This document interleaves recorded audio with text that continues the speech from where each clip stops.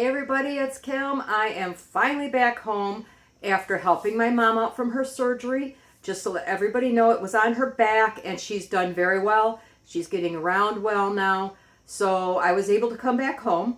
But while I was down there, you may have seen, I processed 12, these are quart jars of Concord grape juice. That's all that's in here. There's no sugar, no nothing. It's a little bit concentrated. So once I open these, I can add about half a quart of extra water up to a quart. And if need a little sugar, honestly, I don't think it needs it. But now I have 12 quarts, which later, probably during the winter, I will turn into some jelly as well because I have so many other things to do right now. Which starts with these 2 huge bags of cauliflower. Now, I'm not sure if you remember, but I bought 4 cauliflowers for $4 before I went out of town. And I wanted to get these frozen, but this is as far as I got because, you know, there's so much going on. So anyway, today I'm going to blanch them and then I'm going to put them on a tray so that I can freeze them because I like to freeze them before I put them in the food saver and get those ready to go in the freezer. And I should have quite a bit of cauliflower for the winter. But right now I'm just getting my water boiling. I'm going to cut these bigger chunks a little bit smaller and then we'll get ready to blanch those. Show you something else. You know, sometimes you get small or even larger pieces of this discoloration because the cauliflower, you know, I was gone for 10 days helping my mom out. And normally I would have liked to do this right away, but it's no big deal. It's pretty much on the surface right now. Just go ahead and trim off anything you think that doesn't look perfect and they'll be good to go. So, and I also save all these little scraps because a lot of times when I'm cutting them down, I'll cut a piece of the stem off. Those are really good. You can make rice cauliflower out of them. You could add them when you're cooking potatoes, add some cauliflower to it. You get that extra bit of nutrition from the cauliflower. And if you use 1/4 of the amount of potatoes, say you're using a pound of potatoes and you put a 1/4 pound of this in there, you're really not going to taste them. They're just going to blend in with your potatoes and your family will get a little extra vitamins from an extra vegetable that they might not usually have, and it helps keeping these little pieces from going to waste. Cut up some of my cauliflower. They're still in rather big pieces. And I'm going to put them in this pot here for 2 minutes to blanch. That's going to help them stay fresher in the freezer. Some ice water, and you can see this is a bit overflowing. So I just ran some cold water over them and kind of stirred them around for a little bit. Basically what I want to do is stop the cooking process. So now that they have cooled off, I'm going to go ahead and put those in my colander. And then I'm just going to continue this process until they're all done. But I have them in my colander, and I just shake them a few times. And you might see some of that, oh, not with my arm in the way. You might see some of that water coming off. So I will shake them while the other ones are cooking until I make sure they're up, you know, fairly dry. I guess I could dump them on a towel, but I don't quite get that crazy over it. I'll just shake off the excess water. And once they're done, I put them on a baking sheet that has either parchment paper or the silicone mats on them so that I could freeze them solid. And then I go ahead and freezer pack them. All right, here's a little something extra I wanted to show you. Remember we had some dark spots and I thought I had cut them all off. Once in a while you'll put them into the hot water and you'll see an extra little spot pop up. Honestly, it's because it wasn't dark. But when I put it in the pan, it darkened up a little bit.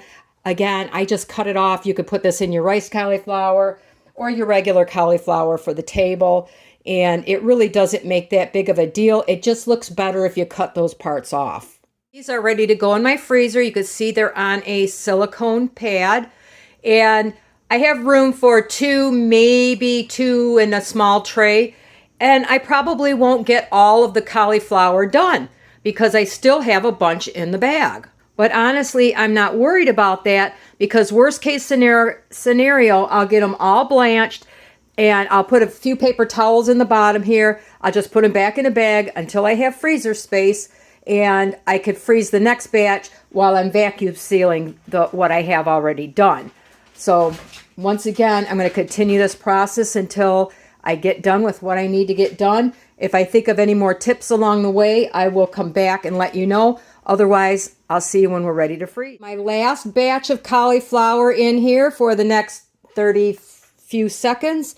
I am saving some out that I'm going to chop up to eat fresh, or I could steam for dinner. I have, as I thought, some that will not fit in my freezer. So this is another tip for you guys. If you can't get it all done in one day, blanch it. You can let it cool in your, cool off. And then the next day, if necessary, or later that night, you can go ahead and put them on your sheets to freeze.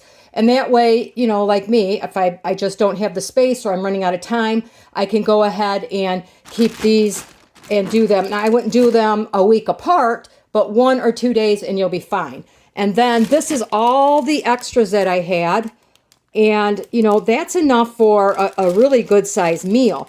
So I think I'm going to rice these. I'm going to blanch them, and then I'm going to rice them, and then I'm going to put those in the freezer. When I get ready to freeze it, I got another tip for you on how I save on freezer bags. All right, here is my frozen cauliflower.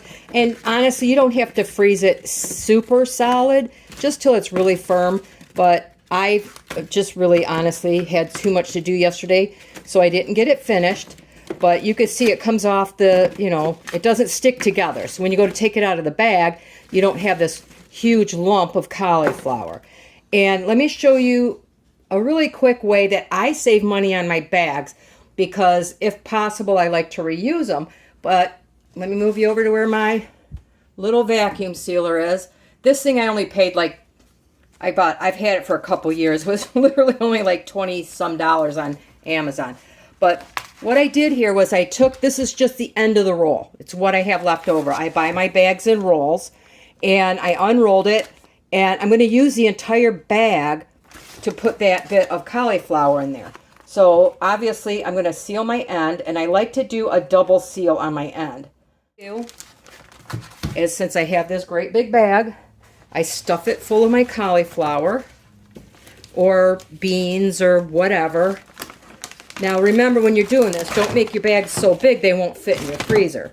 This is going in a large chest freezer, so I'm not that worried about it. And I will put my bags all full, and I leave enough headspace, obviously, to seal it. This one likes the bumpy side. I'm going to have to move this back so I don't drop it off the edge of my counter.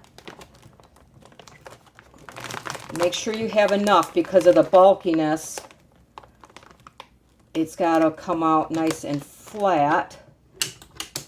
So I like to pull it, make sure it's nice and flat, and then I'll try to seal it. Let it vacuum out as much air as possible. Worst case scenario, you could use a zipper bag and get it almost done, put a straw in there, suck out the air. I've had to do that in the past. Okay, I don't think I'm getting much more suction out of this. Then I hold it slightly, sometimes I get a little more, and now I'll seal it.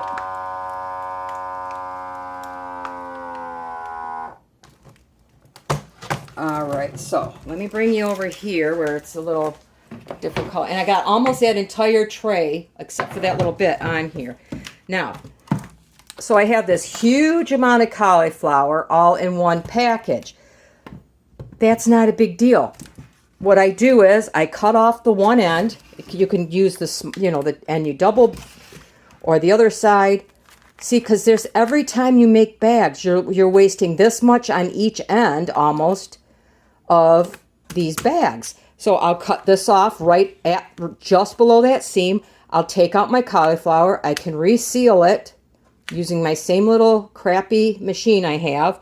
And now I can use this bag till it's small enough where you get one portion out of it, and then you wash it out, reuse it, and all that bag didn't go to waste. Okay? And what I've also done is, as I've taken them out, I just reseal the top and vacuum off the rest, fold over the piece of plastic that's left over. Like if I took out this much, I could just reseal it, because you're going to lose a little bit, like to here, and then I have this much blank. And then the next time I take out some, I still reseal it just below where I cut it off. And then I still have these long bags that I can reuse. So that's probably, you know, these bags have gotten very expensive. And it's the best way that I can think of to reuse these because of that waste that you have to cut off all the time. So anyway, that was my basic tips and tricks for how I do frozen vegetables. This happens to be cauliflower. You know, I blanch my broccoli, my beans, whatever, and how I get the best use, in my opinion, or for me, out of these rolls of the bags. So let me know if you have any ideas on how you might save a little bit, you know, freezing your cauliflower, if you do it differently. I'm always up to learning. And if you have any questions, obviously, leave them in the comments below, and have a wonderful day.